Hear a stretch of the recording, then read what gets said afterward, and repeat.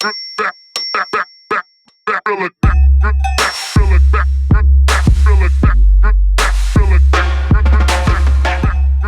am I catching you, man? Are you in Florida still? Are you in LA? Tampa, Florida. Tampa. Yeah. We are now entering the shitty part of the year. Am I allowed to say that on here? Should I censor my language? No.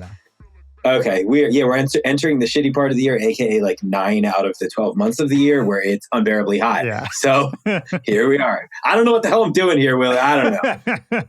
Well, it's fun. Okay, Tampa. I was just thinking about this because I have another friend who moved to Tampa recently.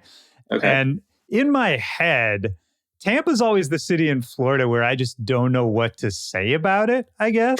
like I feel like every other major city in Florida, I have like a strong impression, like right. Miami's Miami, Orlando is like got the Disney thing. It's kind of garish. Jacksonville to me is like kind of maybe down and dirty, a little rowdier. Yep. What is Tampa? Like, it's kind of like, I just don't know the character of Tampa. Yeah, Tampa, I guess, has been experiencing somewhat of like an identity crisis, right? But it's got a good bit of heart. I'll be honest, though, it was ranked by some, maybe Men's Health or something, as like the most vain city in the country. Okay. There is a certain degree of that. I'm not gonna lie. There's a lot of like the nightlife is all like, status, CNBC kind of, but it's not big enough like New York where it's like there's a lot of upward growth. Everybody sort of knows each other, has seen each other, that's one thing I actually kind of like about it though, is it's got the amenities that a bigger city has. But when I'm doing all the touring and everything like that, I can come back where it isn't this, because I'm out there when I tour and I'm, always a fish in a very large pond. So when I come back, it's kind of nice to have that sort of semblance of nothing too big. I feel you on that. I mean, I'm the same as you in that, I never lived in sort of the cities you're supposed to live in for doing this kind of work. I lived in San Diego for a long time. I'm in DC right now. Great. And, you can do this from anywhere, right? Yeah. Yes. There is kind of, this is a thing that comes up sometimes, but I'm sure you've had that pressure of like, oh, dude, when are you going to move to LA? When's that going to happen? That used to be such a thing. And dude, you're absolutely right. And also I want to say DC is one of my absolute favorite cities. Oh, nice. I absolutely love it. Do you like it over there? I like it. Yeah. I wouldn't say it's my favorite, but I do like it. It's cool. Yeah. I've been here for, I guess, 3 years now. And I lived here before like a decade ago for a couple of years too. So yeah, I dig it, man. One thing I will say for DC is it's a unique place. Like there's nowhere else in the country like it. To me, one thing is compared to all the other, I guess, bigger cities, maybe it isn't, but from what I've seen, it feels a little cleaner. It feels not quite as, gritty as some of the other cities. And also, you can feel that sense of history, that sense of, that sort of sense of all the history that has come up there over the hundreds of years and whatnot. And I'm also a big sucker for the aesthetic of string lights and, like warm mood lighting. And there's, what I'm saying? In DC, there's tons that's reflecting off the beautiful architecture, reflecting all that. Pool, all that. Yeah, for sure. Yes. Killing me, man. I get there, start getting nostalgic for places I've never been. Yeah, dude, that's a good way to put it. I know what you mean.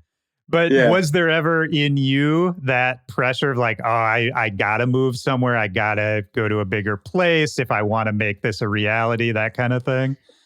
Yeah, I definitely had that early on. But so my first big release when I started the Trivecta project was on Monster Cat. And that was that was when I really got a sense for, wait, hang on, this song just came out and now it's got 1 million listeners. And I just made this on my computer and the listeners are all over the place. And it was kind of like, well, I don't really know what I would gain being in another city. I mean, there's obviously the connections is I think the big one. And, being in somewhere like LA, you get so many connections, especially because everybody comes through LA when they're touring too. But dude, over the years, it's kind of been like, I can go to those cities. I go there when I travel, Yep. 100%, man. I'm the same way. And it's a funny thing, man, because there is something when you're there, you do feel that energy of like, this is where it's happening, that kind of thing. But for me, I think I'm the same as you. I like to I like to be a tourist in that energy, you know? Like for me, I think I would get maybe not overwhelmed, but I think I would get kind of, I don't know, like desensitized to it a little bit. Yes, Like I like real showing up and thing. getting that jolt of energy, you know? Yeah, no, that's such a thing. And you know, it's interesting you say that because sometimes when I go to LA, I remember a few visits ago, I was staying at Wooly's house and we went up on his rooftop and we were looking at, and I was like, looking, I could see the Netflix building and I could see, you know, all this and that. And I was like, man, that feeling, that almost sort of FOMO of like, yeah, there is a lot. I'm really tapped into everything. But to your point, man, I always do think that like, you know, I kind of would rather tap in when I want, zoom out when I don't, and then sort of like, and not let myself get Yeah. desensitized to it. Yeah, I'm with you. Yeah, I think that makes sense, man. I mean, LA, talking about the Netflix building, it makes me think. I was listening to a bunch of your music earlier today to get ready for this, and there is something. Well, I guess I should just say, have you done much like licensing or sync for movie and film? Because I feel like so much of your music would fit so well in like video, movie kind of stuff. Yeah, I appreciate that. I've thought about that, and I've spent. I used to spend a lot more time thinking about that, and I remember, yeah, years ago, like I said, being sort of having my eye more on this, and I've had songs get picked up. I had a song that was on like Bad Girls Club, Oh, nice. and like stuff like that. It's when they're having a fight, but like I think I've just had my head so deep in the like artist side, like pushing the actual Trivecta agenda, that I haven't really had the chance to really dedicate, I think, the right amount of time to that. But that's definitely something that I think would be something maybe on the horizon, as maybe as I get older, maybe as touring slows down and things like that. Sure, You know? sure, yeah. Yeah, and I feel like probably just working in service of the main project, the main thing, that would probably just attract that kind of energy to you anyway, right? Because the bigger the project gets, the more people are going to be aware of it, the more people might think about, you know, hey, this song would fit in this project, that kind of thing. Dude, you're spot on, and it's funny because you know, as we're starting to gear up for this album campaign here, I was actually talking to my mom about it today, and she was like, "Sam, so like, what's the plan on the rollout? Like, how is it? How do you make sure it gets all the promo it can get?" And you know, I said, obviously we're doing things like this, but I said also like, if the game plan is sort of like, you know, you make music that's a little timeless, that doesn't just rely. Obviously, you want a big push in the beginning, but I try to make music that doesn't just depend on, okay, if it doesn't hit during this little trend, then it's not going to work. Like if you just create enough noise around yourself for a while you're putting out the album, then I feel like that's the sort of promo you need. You know, do the tour, you know, get out there, do collabs, do remixes, create narrative, create noise, and then the music that you're putting out with it is just going to get that boost because of what you're doing. And I think that goes with what you're saying about like the licensing thing. Is like, if you're just doing the big stuff by yourself, like your own project, then those sort of opportunities, I think, can sort of just come up because you're just doing so much and your name is growing. Well, and what I like about what you just said too is that avoids the trap that I think it's easy to get stuck in when you're just starting off, which is that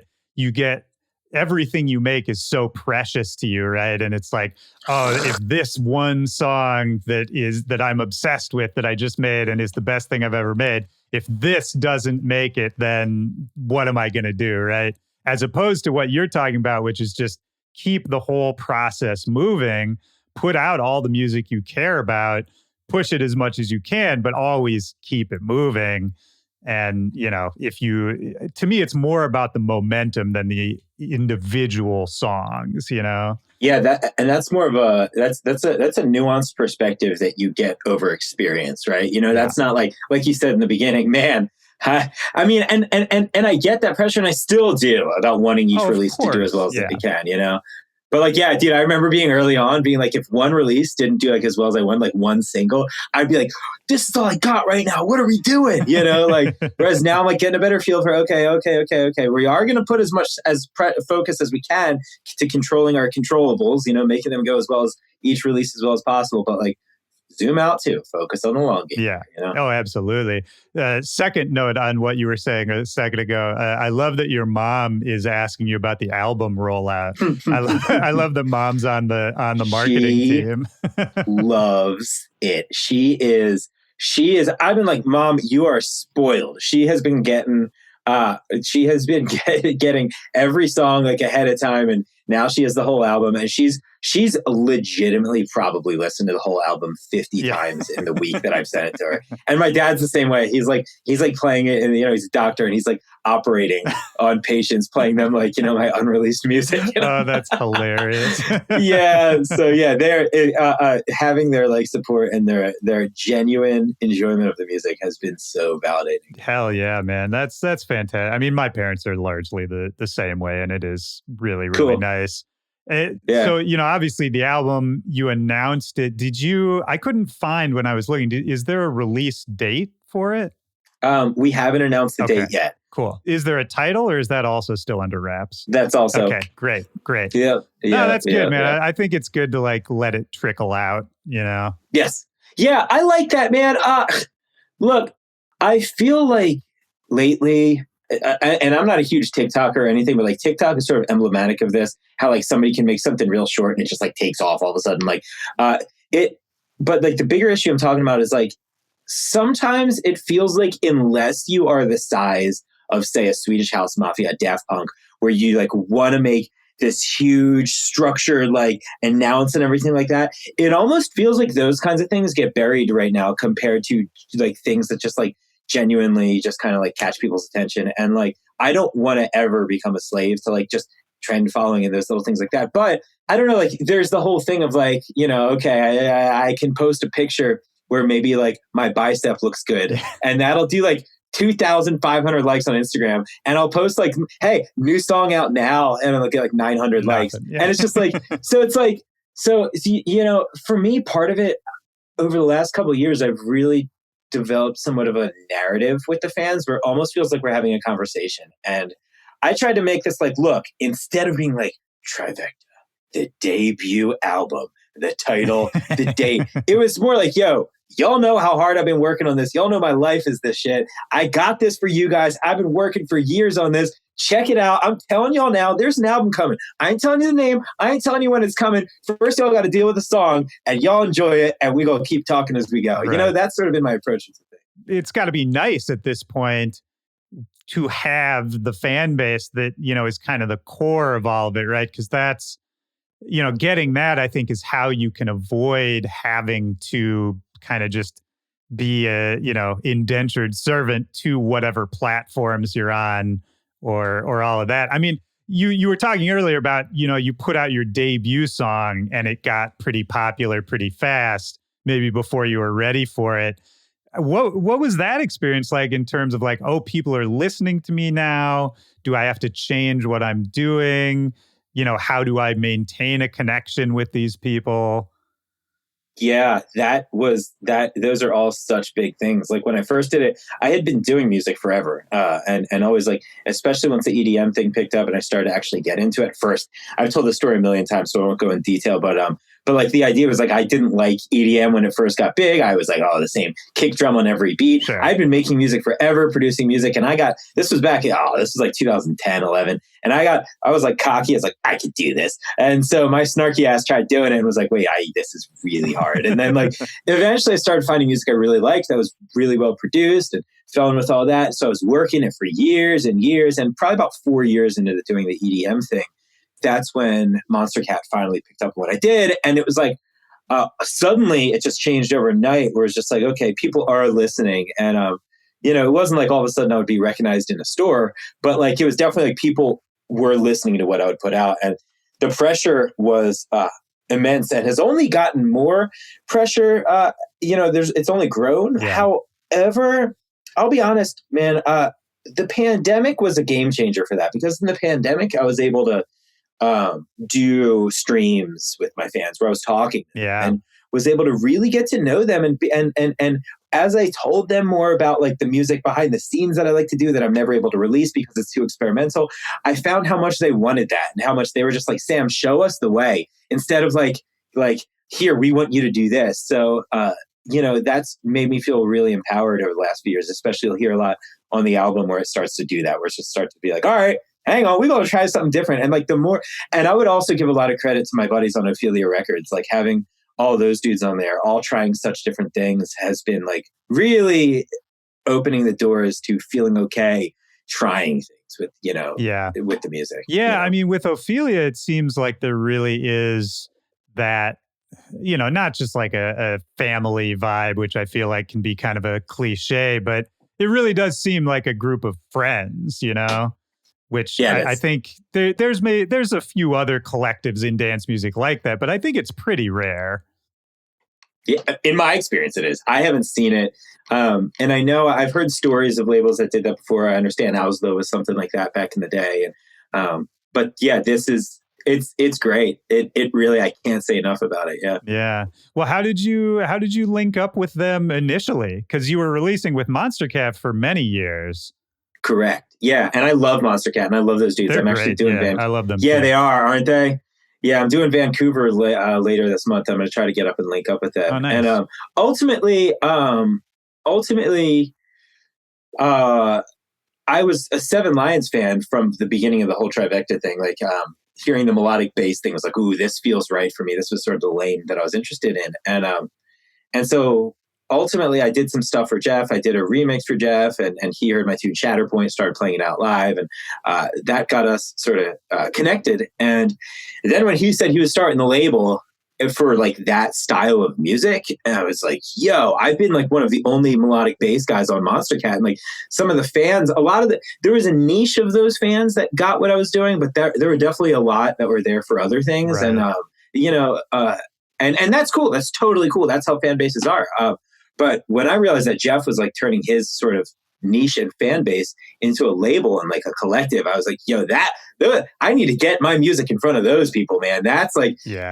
And Jeff has always paved his own lane. He's conditioned his fans to be open-minded. And that's exactly what I try to do with my fans and exactly what I wanted. So I said, all right, open-minded fans who are into like melodic bass music, sign me up. And it wasn't easy at first. Jeff's tough with his like attention to quality and stuff like that. But once we started getting moving and once I started releasing with them and everything like that, it all came together so naturally, Yeah. No, that's fantastic, man. It's nice to find a place where you can really feel comfortable. Because I think there's so much, this is true, I think, for kind of any career, but you get up to the higher echelons of it, and it really does just kind of start to feel like high school again, where it's like, oh, do they like me? Am I cool enough? That kind of thing. And even this is just speaking from personal experience, but even like I've been in situations where I'm like, oh, I'm working with this label or this person I've always wanted to work with. And even that doesn't always feel secure. It doesn't always feel comfortable. And so I think finding that thing where you can just, really know that people understand what you're doing, can hold you down, you can trust them. It's more rare than people think. It is. And to your point, an interesting sort of like, I guess, caveat to the whole thing is I didn't feel that right away. I did feel sort of what you're saying. A lot of that I think I was building in my own head, sure, where like, of course, we started this sort of like group chat in the beginning, right before the pandemic, incidentally, no relation, but just like a couple months before we started this sort of like label WhatsApp chat. And even in the beginning there, I was still very much guarding my words. I was still very much like, only sort of, making sure I was saying the right thing, making sure I was sending the right music. But somehow just over time, we all just developed this level of comfort. We took trips together that tried to keep the music out of it. We did music related stuff. That was all music. We really hit all the sort of, checked all the boxes. And over time, it became exactly what you're saying. That stuff doesn't really happen overnight, right? Like it just sort of, it takes time.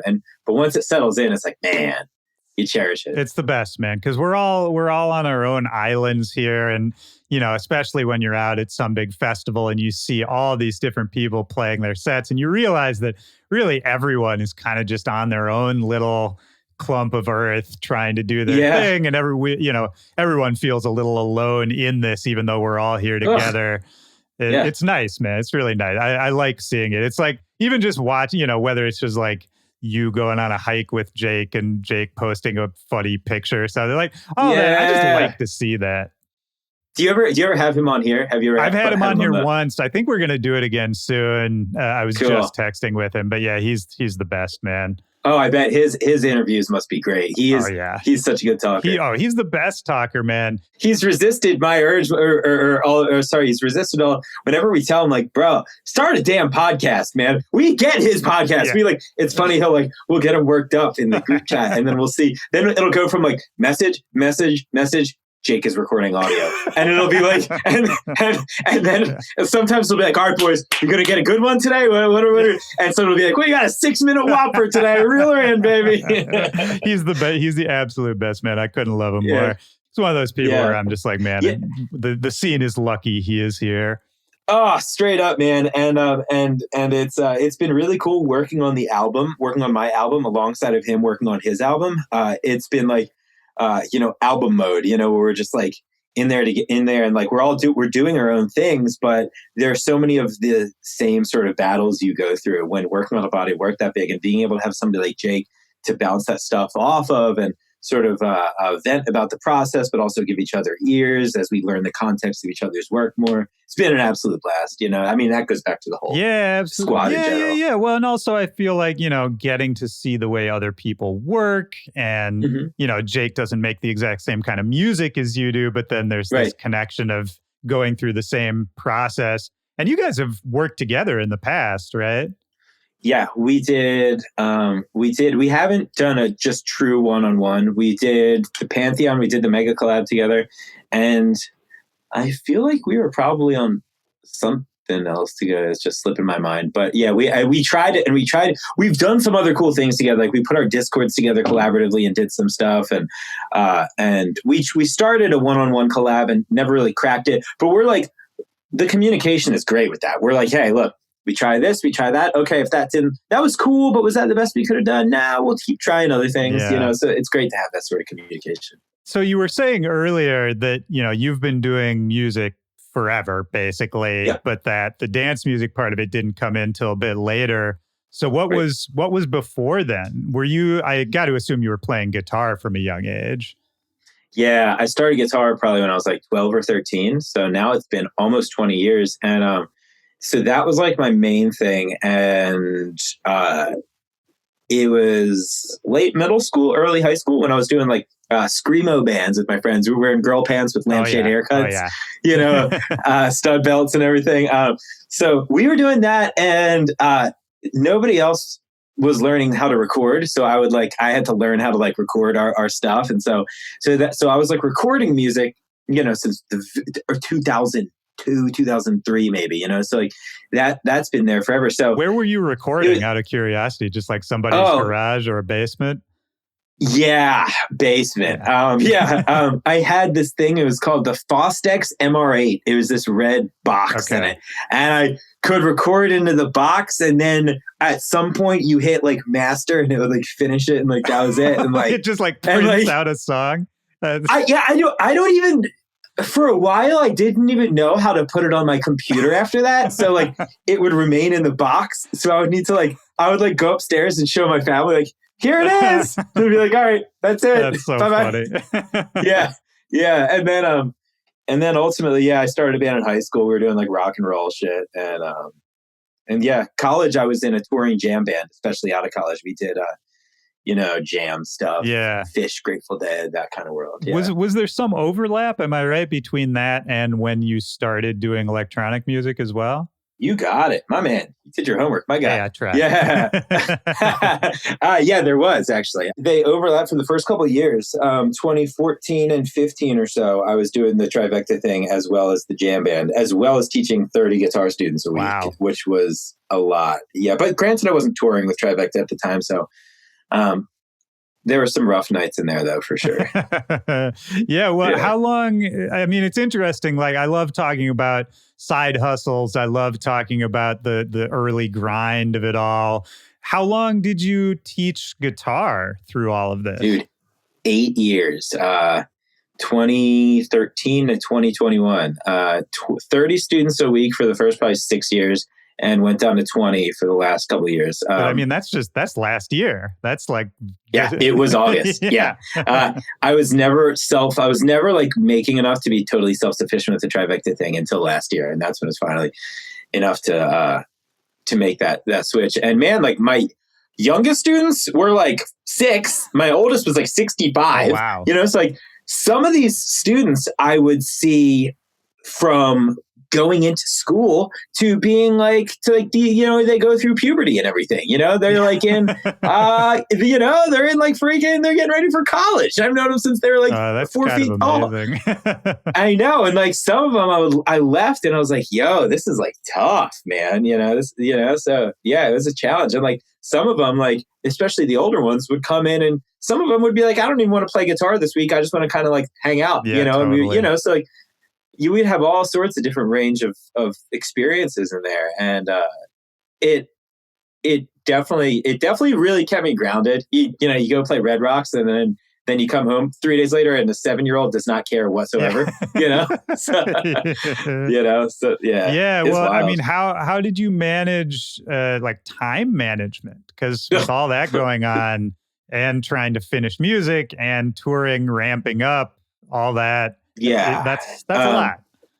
Yeah, that sucked. I was never, thankfully, touring with the jam band as well as Trivecta at the same time. So thankfully, that was never a thing. But yeah, as the Trivecta touring thing started to pick up and I was doing the teaching thing, I immediately took off Fridays. So my weekends would be open. And so I was only doing Mondays and Wednesdays. So I could kind of like do that on the weekend and then come back. And yeah, so I technically sort of had the time, but yeah, it was just the thing was cycling in and out of teaching mode to like Trivecta mode was really ultimately, I think, catching me up, like I would have to keep putting things aside to go into teaching mode. Just putting that much extra stress on my plate was just ultimately, I think, not working, Yeah, well, I mean, if you're doing Monday, Wednesday teaching, Friday, Saturday, Sunday traveling, maybe Thursday, Friday, Saturday, Sunday traveling, that leaves Tuesday for working on music, right? Dude, yeah. That's so rough. you can imagine what those Tuesdays look like, especially, God forbid, I can't get anything moving that day, right. Because sometimes you're trying to catch lightning in a bottle and it doesn't catch. And like, if that was that Tuesday, yeah, man, it would, Yeah, it can be a bummer and time passes so quickly. I'm relating to what you're saying because the podcast, doing this podcast is a bit of a grind. It's one I really like, but similarly, like, I'm switching in and out of modes. And I have a few days a week to work on music. And if those days don't go well, like it just didn't go well really this week. And so I'm I'm just in a bad space about it. But it's like, well, I got to wait till next week to try again, Does that hang over you at all? Like throughout the rest of, like, say you start getting, say the music stuff didn't quite work out. Now you're grinding the podcast stuff. And like, like I said, you had like a week where it didn't quite kick. Do you get that yourself where like, the work you're working on the rest of the week is sort of tainted by that a little bit? You're like, oh, it didn't work. Does that linger with you or are you able to separate those? I'm able to separate in the sense of like, I'm still excited. Like I was excited to do this podcast, to talk to you. Like the fact that I was having trouble with music doesn't really color what I'm doing right now, but It does make me dread coming back to the music the next time. You know what I mean? Yeah. It's like leaving your house for vacation and your house is an absolute mess. And you're like, God, I got to come home to that. Yeah, exactly, man. I think, are you this way? One technique that's been really helpful for me that took me years to figure out was basically just to always, like if I'm working on something I'm excited about, to try to stop working before I wring all the excitement out of it. So there's always something where I'm like, I know what I want to do next, or I know like what's exciting next. Dude, I don't know how many times it's very rare that I've heard someone articulate that, because that feeling it's one of the sort of driving constants in my life, is that exact feeling. I try to take the songs I'm really excited about.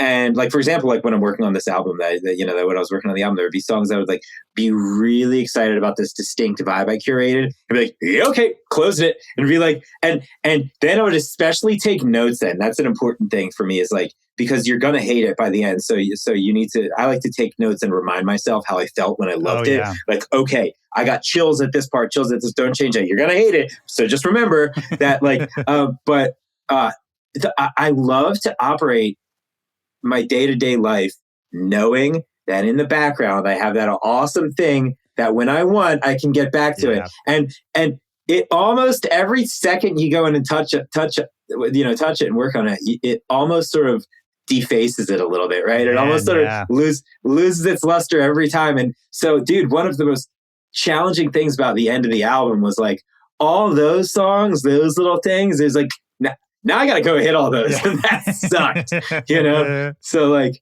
and I've found there are certain types of music that I get, like certain types of music in my discography that I get more like that about. It's usually the more emotive, like more emotional pieces are the ones where I feel like that. Sure. The stuff that's more like ravey and just like fun, that stuff I'm like, all right, I can do this all day. Right. But like, you know, the stuff that feels really special and has that real distinct emotion or something really unique going in it, I'm like, all right, hang on. I just like to live knowing that I got you to work. You're right, dude. I know exactly that feeling. It's the best. And especially too, you know, to keep this on the new album, I mean, listening to the singles you put out and kind of just the direction it seems like your sound's been heading in the last couple of years, it does feel like you're sort of trying to zero in on a unique thing. I don't know how to, the internet seems to want to call it folk bass, which I don't know how I feel about that. But it does. It's like a unique thing that I can't totally categorize. And is that sound, or trying to sort of like hone in on a concept, is that part of why you're doing an album now? Yes and no. So there was that like real big sort of folky influence I started bringing in because I was listening to so much like other melodic bass music and just like stuff that a lot of artists were starting to come out with, and it was just feeling kind of samey in that space, and I was thinking that it could use the addition of something else, sort of immersive, and a lot of other music to me doesn't quite feel as immersive as things like, say, like good melodic bass music, good trance music, that kind of stuff, and like. But to me, a lot of that sort of indie folk sound, not the stuff that's like, dun, dun, dun, hey, not that stuff, but like there's stuff coming out of like Australia and like Europe and stuff that's just like beautiful and really takes you somewhere. And to me, I was like, okay, I could probably put those two together. And so I went down that path, and there is a lot of that on the album. But in doing so, that just opened up the doors of like trying to combine more of just my own sort of influences that I don't find being traditionally connected to melodic bass music. And so like, I think the album is more than that. I had a buddy, Locke from Demibo, listen to the album the other day, and he was like, dude, I feel like your fans who are expecting this to just be like a folk-based kind of record are going to be really excited to find that it's like way more than that. There's way more than that. There's a really just sort of, it covers a lot of territory. I really think it walks that line between having a ton of range, but also having a distinct sort of sheen, you know, a distinct sort of space that it all lives in, which is the ultimate challenge, but also really exciting to me. I think it has that. Yeah. You know? Had it been something you were thinking about doing for a while, doing an album? Yeah. But I tried to make sure not to go into this being like, I'm going to write an album. It was just like, during the pandemic, just started taking the things that were inspiring me and just planting seeds. Okay, I'm sketching that, I'm sketching this, I'm sketching this. And then I just kept working each sketch. And as things started going, it started to be like, all right, cool. Got this. Okay, let's make way more than we need so we can whittle down, you know, and then be like, all right, okay, well, look, zoom out. What does it all look like? Is it getting a little too experimental? Let's bring a little more traditional in there, you know. Yeah. The perspective changes as you go, but yeah. Do you write on the guitar? Where does a song start for you? Yeah, great question, man. Yeah.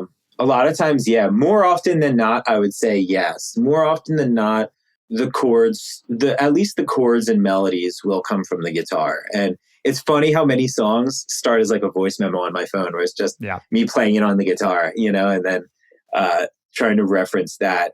Especially sitting behind a computer, it can be so hard to keep things grooving. And so like sometimes I'll play it on the guitar first and I'll make sure I got it there so I can like reference what the feel felt like, you know, and try to like zoom out a little bit. Be like, all right, I had like a feel going there. Now I'm here with clunky fucking drums. Let me try to get back to that a little bit. Yeah, yeah, it's great. I think it's great to have those early references.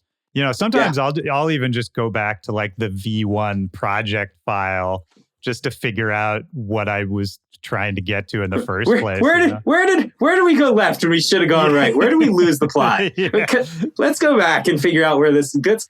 Fine, see if we can figure out where it started to. Yeah, 100%, man. Were you always playing the guitar at the live shows too? Was that no? Okay, that's another great question. No, so that's always been like the guitar. I played I was saying a touring jam band. So we were the kind of band who would have a song that was effectively a springboard for the jam. Right. And the jam would be 15 minutes, I remember we got a bad booking for a festival once and spitefully played 2 songs for a 45-minute set, so the guitar was so comfortable to me, but putting it in a live show for the Trivecta thing was always, there was no playbook. There were only a couple guys doing it, and I didn't really have the vision. I didn't know how it could work. And then Illenium invited me to play Red Rocks with him in 2018. And my girlfriend said, Sam, if you go play Red Rocks and don't play your guitar, I'm going to kill you.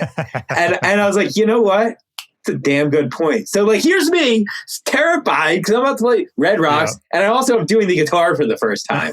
I'm like running out with like a laptop trying to like plug it all in time, course, and like God, and nightmare. It still comes with its own share of like challenges on the road. But yeah, so the last few years, now it's an integral part of my set. Now there's only a few sets a year where I won't bring the guitar. Yeah. I mean, it's interesting, man, because I think adding the live elements has become such a thing in so many people's sets in the last few years. But I do it when I think about you. I'm like, you were kind of early to that to a certain extent. I like to think so. Yeah. There were guys doing it before me. Dabin was, Sullivan King was, a couple other guys. But yeah, there really were only a couple doing it for sure. Yeah. Is it weird to see a lot of people doing it now? Sometimes I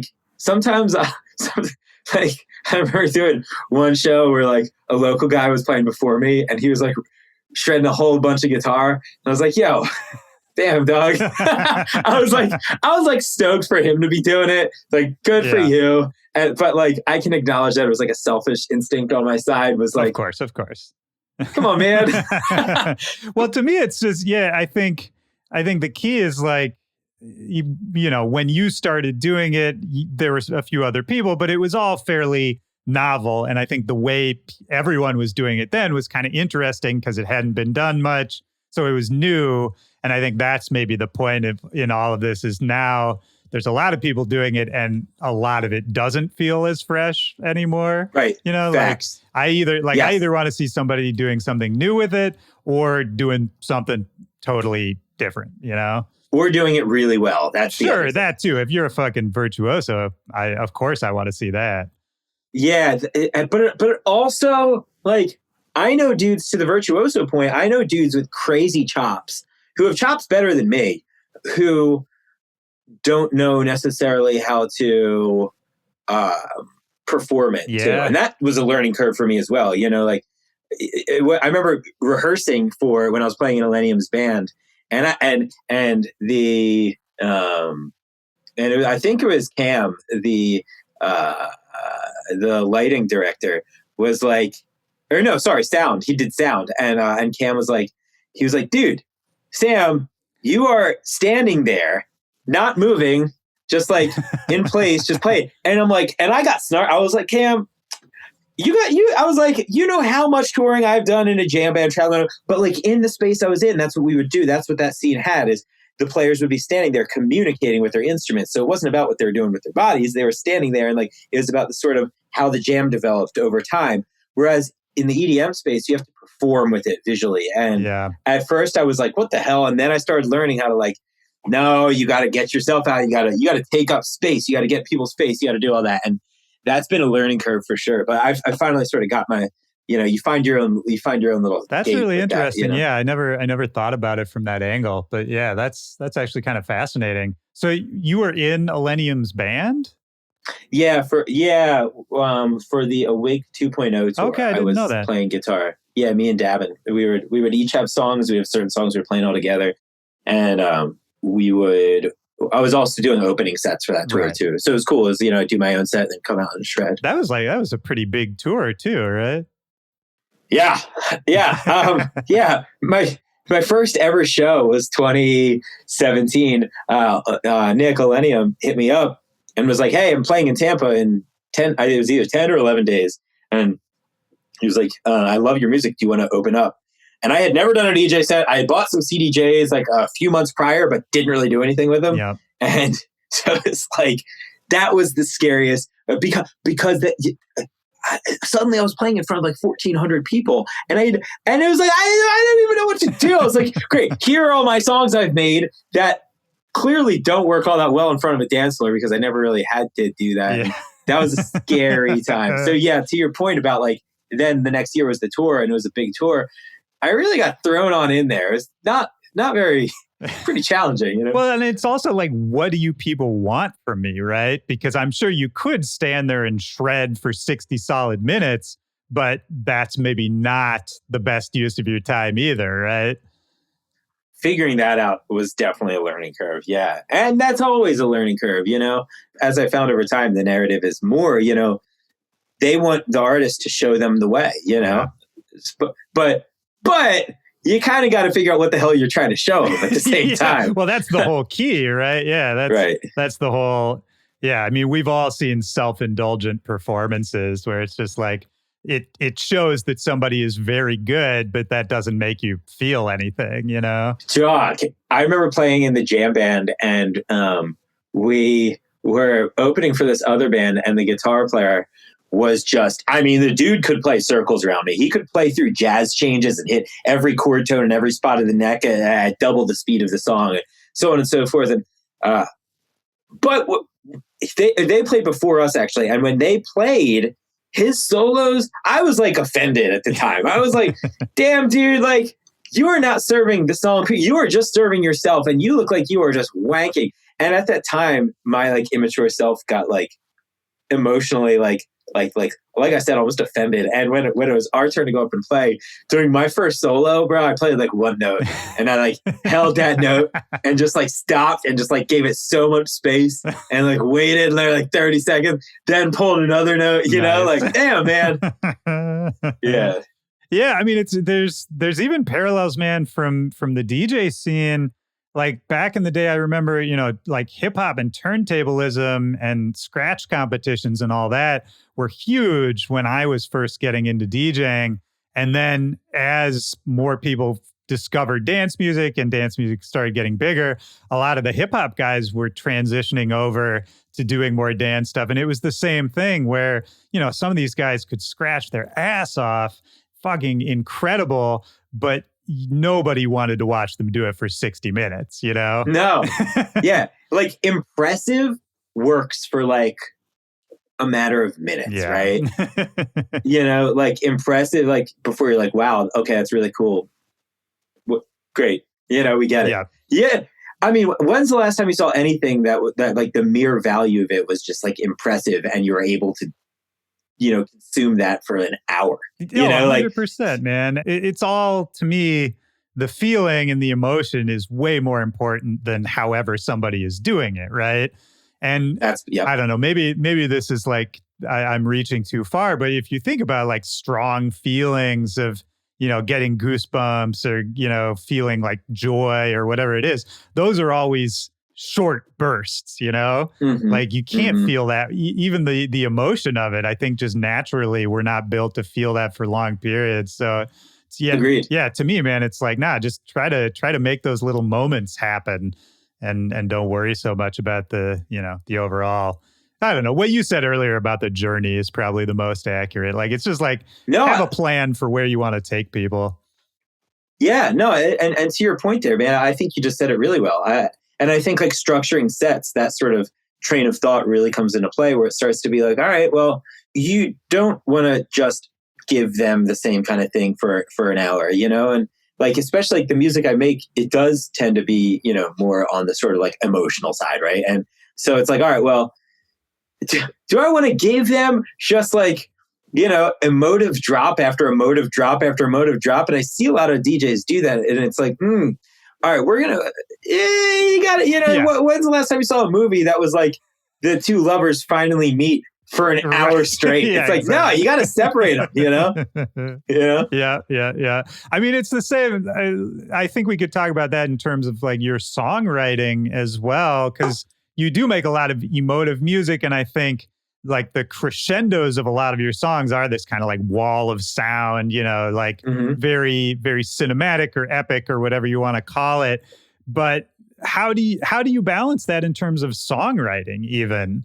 Because that's got to be interesting to work with. Yeah, one of my favorite ways to try to balance that is to make sure that in those songs, the small moments get as much attention as the big moments.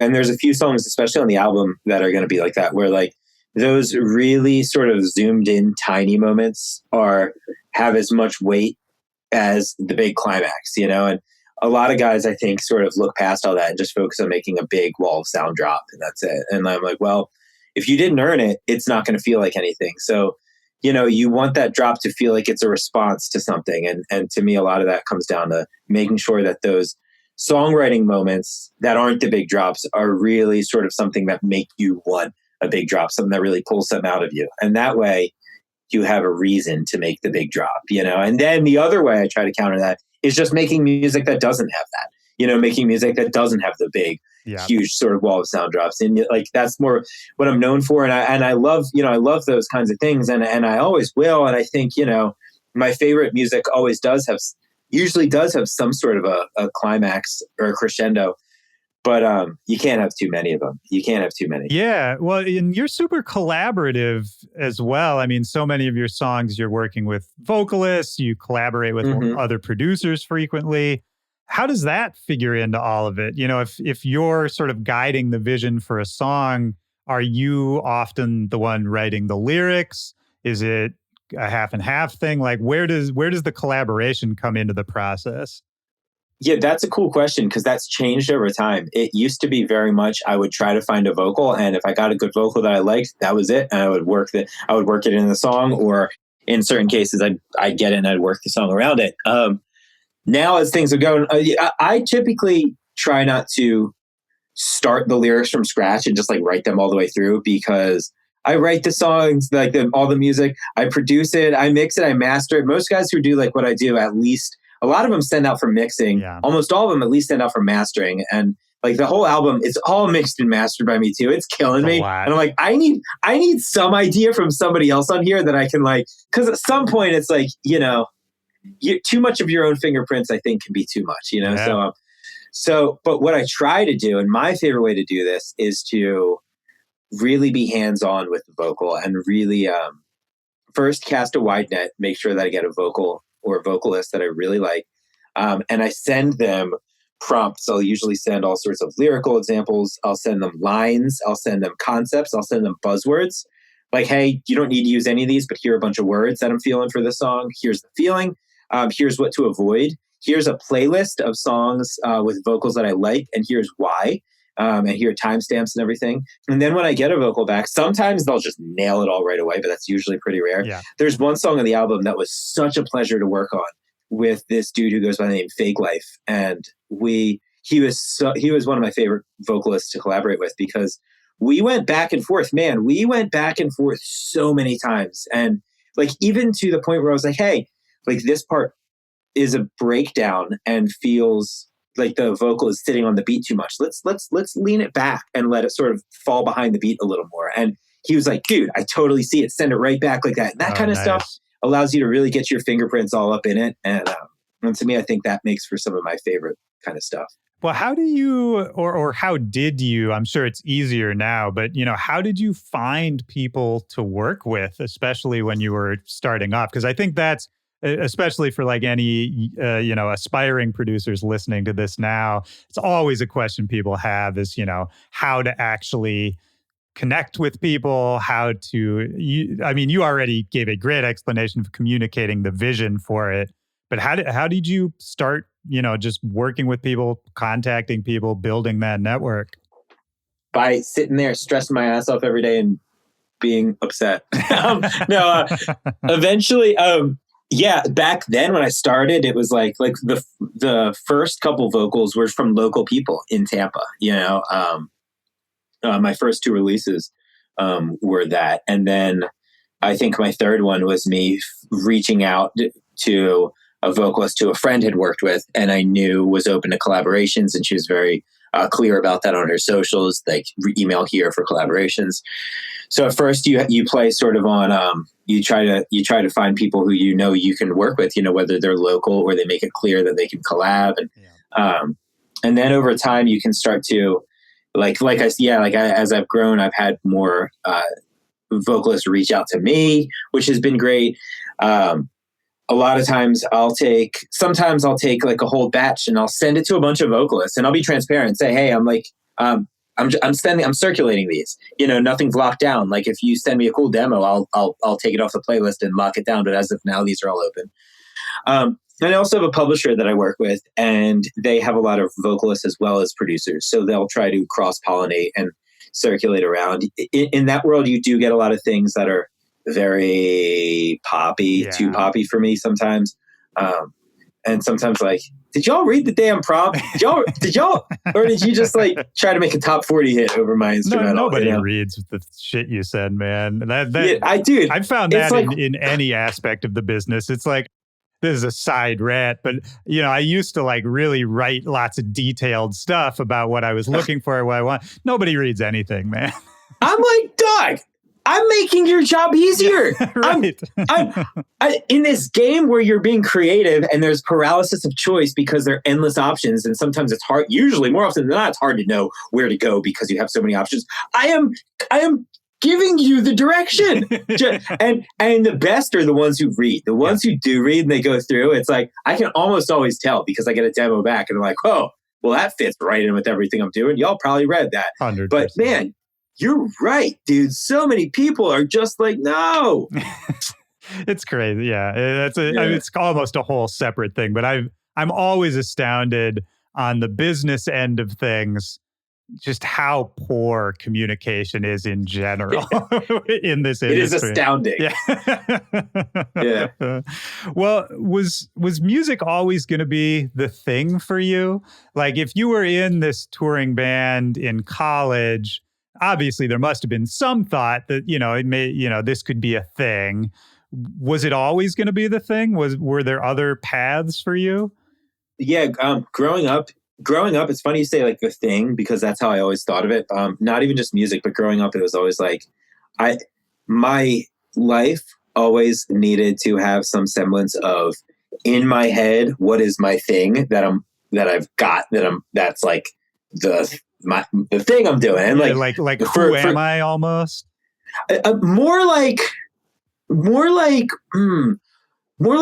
is the sort of craft that I'm working. Okay. And I think the first one was like, I remember being a little kid and it being like art, like drawing, but then it was baseball. I remember like in like fourth grade being convinced I was going to be a baseball player. I had a year of that. And but that was like in the back of my head, I would be like, it's almost like obsessive compulsive. Like, my friends and I would be like hanging out and I'd be like, like 10 years old. I'd be like doing a little pitcher wind up all the time. Maybe I should be pulling my arm back a little more, that's funny. Then I did it with basketball and it was obsessive. It was always obsessive. And then I got into then I was convinced I was going to be an NFL running back, which, yep. Body type didn't really play out there. I'm trying to picture it. Yeah. Yeah, really. And then I went to skateboarding, but my fear of heights and my sort of risk averse physicality idea here didn't also play into that too well. All my friends started breaking bones. I was like, hey, I'm next. The circle is closing in on me. I'm not doing that. So then music came into play. His punk rock went hand in hand with skateboarding. And from there, man, that was the one where it's just like, okay, yep, that's my thing. This is the thing. And since then, it's just always sort of been, I'm just doing this. And so it's just always just running. Yeah. Was there ever the moment of doubt? Like maybe this isn't going to work out. Maybe I got to pivot.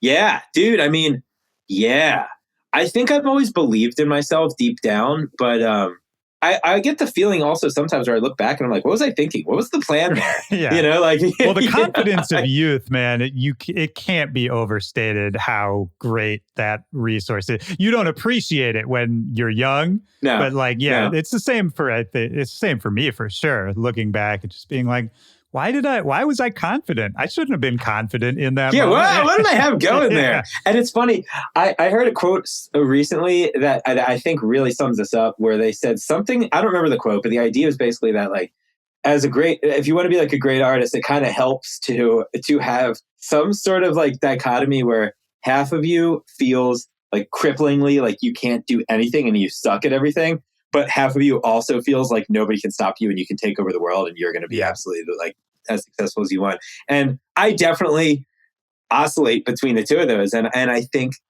you know, having a healthy balance of the two is great. Yeah, man, you kind of have to, because too much of one or the other, it's kind of obvious what's going to happen, right? Yeah. Yeah. And we all know people who suffer from too much of either side. Oh, you know? yeah, absolutely.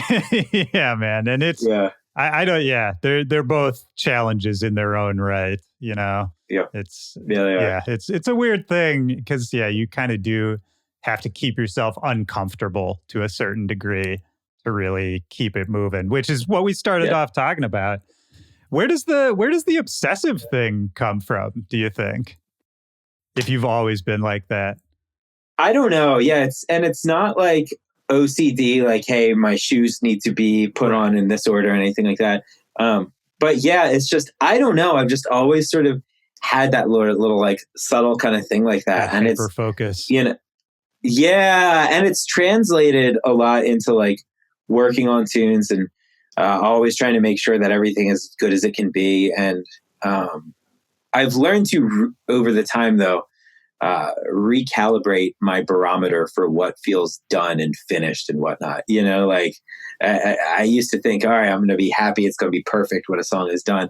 But over time, and that's a whole nother conversation I won't get into now, but like, yeah, like eventually you start to learn, okay, things ain't going to be perfect. Yeah. Things going to be as good as you can get them. And you're going to learn when to abandon the song, you know, like that kind of stuff. You learn how to work with it. Yeah. Well, that's knowing when to walk away, knowing when to, you know, I always talk about the idea of like, sometimes you got to kill your babies, you know, it's like, it's so easy, so easy to fall in love with your own ideas and lose a week or two trying to make something work that was never going to work in the first place. Man, that's that I won't start with you there because you're right, man. That is a whole nother conversation. Yeah. Yeah. Well, not to psychoanalyze, but what did your folks do? Like, what did you have modeled for you? My mom raised us. My dad is a urologist, so he's a surgeon. And my mom's very artsy. So she was doing the stay-at-home mom thing, but she's always got the whole. I mean, even like a couple of years ago, she went back to like interior design school. She's always got like the house has always been her project. Sure. You know, she's always working on you know, she's never quite satisfied with what's going on in the house. She's like changing out this or changing out that. And meanwhile, my dad is very surgical. He's very, you know, precise and matter of fact sort of, you know. And so between the two of them, I really think I got the best of both worlds, where I have the artistic side from my mom and the surgical, you know, like let's get things done side from my dad. And then you put them together and that sort of creates a little perfect story. No, that's great, man. And I think, you know, if your mom's always like tinkering with the interior design or all that, that's maybe part of it too, right? Where there's always a project, there's always something that could be a little better. You're always sort of perfecting the thing. That's there. Yeah. No, that's interesting, man. And are they, were you born in Tampa? You always lived in Tampa? No, I was born in Rhode Island. I lived there for, I think about 10 days to 2 weeks or so before I got on out of there. 14 days old. That state was too small to hold me back. Like, this place is boring, man. Let's go. We out here. Yeah, we out. Then we lived in Philadelphia for like 15 years or so, and moved down to Tampa. Moved down to Orlando. And I don't remember all the specifics, but it had something to do with my dad's work and just like what the sort of conditions were being a doctor in that place at the time. And I remember being so against the move at the time. If you're 15, Yeah, dude. And it was like sophomore year That's of high rough. school. So it wasn't even like fresh start. It was like everybody had found each other that first year. And but what was interesting was those first month or so when I moved down, I didn't know anybody because it was summer and there was no school for me to like go be meeting anybody. So I spent a lot of time really picking up momentum with recording music. So I think that really turned into a really sort of pivotal time in hindsight. You know? Yeah, it's interesting, man. I think, were you able to find, I guess is the question, were you able to find new friends who had similar interests? Like, I mean, obviously there was the band and all that, but I feel like, especially when you're young and doing that, it's so helpful to have a community to do it with. Yes. Two friends in particular come to mind. Gabe is one of them, is his name, and Aton is another one. Those two friends of mine in high school. Aton found me on MySpace, and he was like, I thought he was just like the cool kid who had too much cologne, and he was just like, and he came up to me, he was like, bro, do you have like music on MySpace? And I was like, yeah, and he's like, bro, I'm trying to like make some music, dude. Like, let's go. And he would like, my ass would have probably been lazy, and he would come over 4 days a week after school, every single week. Oh, wow. I wouldn't miss a day. And we would work in the band. My brother was playing in the band too. And we would just work on music. And then towards the end, my buddy Gabe would do the same thing, where both of them were sort of like, I really appreciated this. I didn't always have the vision or the drive when working collaboratively. Sometimes it was just more about like focused on my own stuff. And they really always pushed me like, hey, Sam, we're coming to your house and we're making music with you and we're going to make you work. That's the best. And like that, you know, I really, in hindsight, I can't thank those two dudes enough for really, you know, pushing that. Yeah, man. And so, you know, if you're continuing on there and you get into production at a certain point, you know, maybe start making dance music just to prove that you can, that kind of thing. Yeah. What was like, do you remember some of the first dance music you actually heard that you liked? Yes. Great question. I do. It was the first couple. The one that really stands out was Bromance by Avicii. Technically, I think it was Tim Berg was what he was going by when he put it out. Bromance was the one that melody just grabbed me.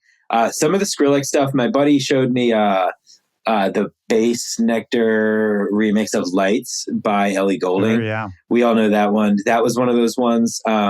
And from there, it went into, a lot of like that sort of stuff, the prog house stuff, the Avicii or Alesso stuff, the Cascade, Dead Mouse, all that stuff that was going on back then. And I still have tunes now. Like there's one on the album that's a full prog house banger, you know, that kind of thing. You know, that was the stuff for me. And I love the Skrillex stuff too, because it busted the doors open. Whereas like all that Avicii stuff, which I love just as much, was existing very much in a kick space. The Skrillex stuff busted the doors open, and like you had this broken beat drum pattern.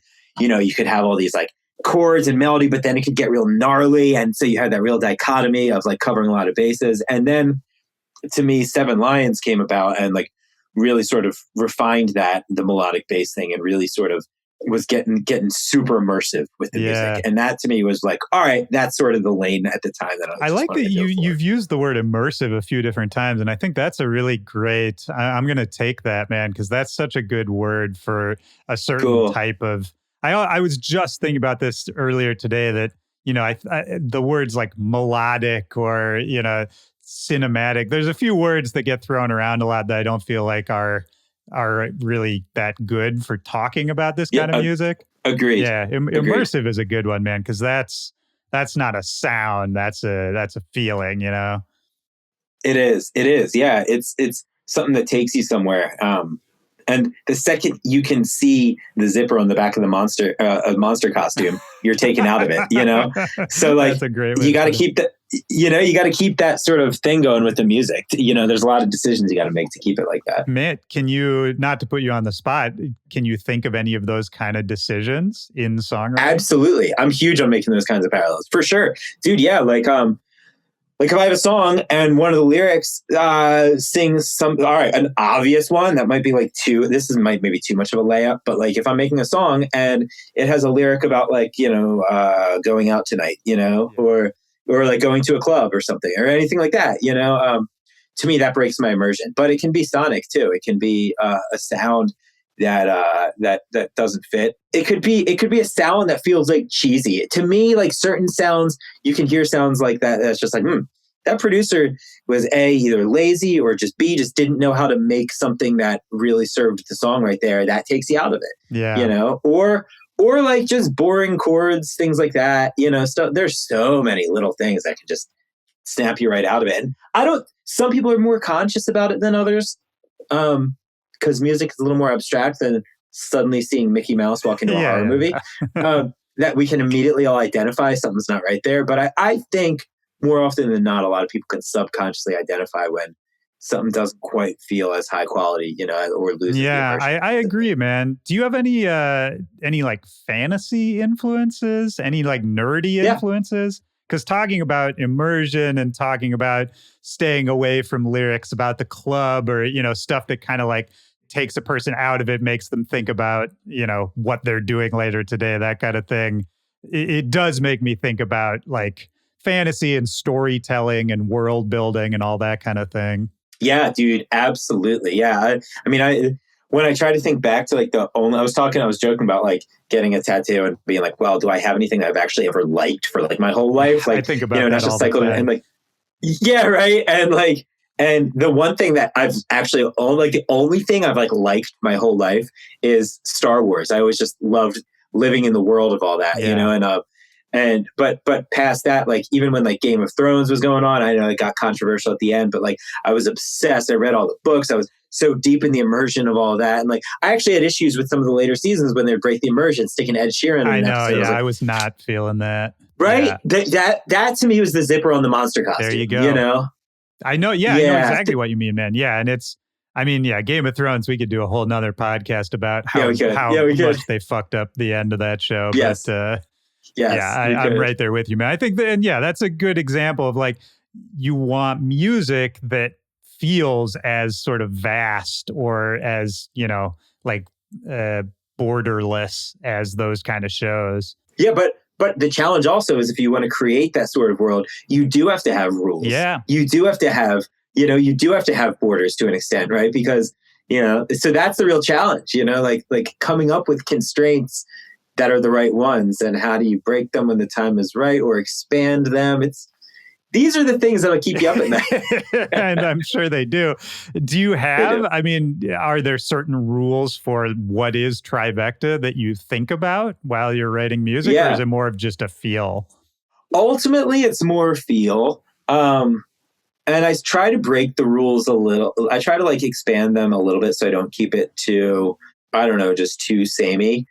But there are just certain things, especially like, and it changes over time. Like on the album, like some of the rules were more like, okay, yeah, I'm going to include more of like this particular guitar tone, or, you know, like some of the acoustic sounds aren't going to be so like bright and processed and like polished, but maybe a little more like tarnished and old timey and vintagey, you know, and like little things like that, and trying to make sure that, you know, things aren't just too, you know, just like poppy and, you know, little things like that. Yeah. That's, I love that, man. I like when people think about it in those terms. Is there anything else about the album you want to talk about? Anything else that's on your mind? Anything else you want to let people know before we kind of wrap it up? Dude, I think we've covered a lot of the spirit of it. I really do. I'm just really proud of it. Like I said, I think it pushes things forward. It claims its own, it plants its flag and claims its territory, which I think is a really hard thing to do right now, with how many guys are making music and how many people are making music that does this or that. But I really think I'm really proud that it sort of has claimed its space, like I said, and it's a lot more. It's a lot more than just the first couple singles. I'm really proud of how it has a lot of variety and covers a lot of territory, but still feels like a cohesive body of work. I just want them to listen to the whole thing and carry those songs with them, because I think they'll age well. That's great, man. Are you taking it on the road? Yep. I can't tell you too much about it, but I mean, I don't know why I asked. Obviously, you're going to take it on the road, but but we have some exciting plans. Well, for that, because that's got to be you probably like looking at like a bigger headlining tour than you've done in the past, right? Yes, this would actually be the first one. I did one I had one announced that the pandemic wiped out, and that never happened. So yeah, so this would be something along those that's lines. Exciting, man. That's got to be, that's a whole nother thing to plan and stress out about too. It's all better than stressing about finishing songs. Yeah. Okay, this is all. Now I'm done with the album. I'll take all this stress. Oh, absolutely, man. No, and yeah, man, I'm stoked to hear more and to see what you're working on. And I think by the time this is out, another song is going to be out too. Is that right? Yep. There's one coming out this Friday, so they'll all be out. That third one should be out. Will be out for sure. Fantastic, man. Well, this has been super fun, dude. Thanks for taking the time to do it. Is there anything else that's on your mind before I let you out of here? Yes. The only other thing is that this was a pleasure, man. This was a great interview.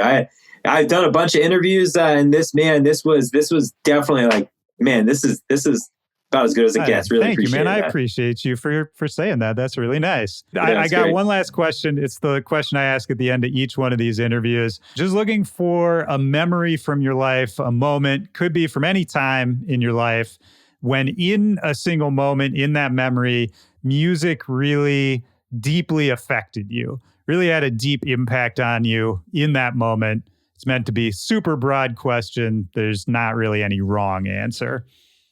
There are so many. What's the first one you think of? Two came to mind. One is after like so many shows when I like go home and back to the hotel, and like so many just endorphins are rushing and everything, and I put on headphones and just like listen to music like that. And the one specific one that came up is we going back 1999. Let's go. Phantom Menace, Star Wars. We're talking the all the good guys. They're running through the palace and Thebe, the main capital, and they're like, okay, here we go. Whatever we're doing, we're gonna go find the separatists, whatever. And all of a sudden, the doors bust open, and Darth Maul is just standing there, hood down, and the music's like, and like that right there. Ooh, I almost got chills. That was one right there. I love that, man. Yeah, that's and that's that immersive thing again too, right? Because that moment is nothing without that soundtrack. Damn right. I love that, man. It's interesting hearing you talk about putting on the headphones after like a lot of shows and all that too. Sometimes I can't even do that. Sometimes I just need to listen to silence for a while. Oh, dude, more often than not, I drive to like talk radio, sports radio. Yeah. There are times where like I'll be like hanging out at home and like Rachel will like be putting on music and I'll be like, honestly, can we just like, I just can't do music right now. So I hear you. Yeah, I get you. Well, hey man, this has been super fun. I appreciate you taking the time to do it. Absolute pleasure, man. I hope that I can catch you in person sometime soon. I'm sure I will on the road. Absolutely. I might be in Tampa later this year. I think we're talking about it right now. So I'll let you know. And if you're ever in DC, hit me up, man. I will be, and I will, and I look forward to it, man. Awesome, man. Great talking to you, dude. Pleasure, brother. Back at you. We'll be in touch, all right? Take care. Peace. See you, man.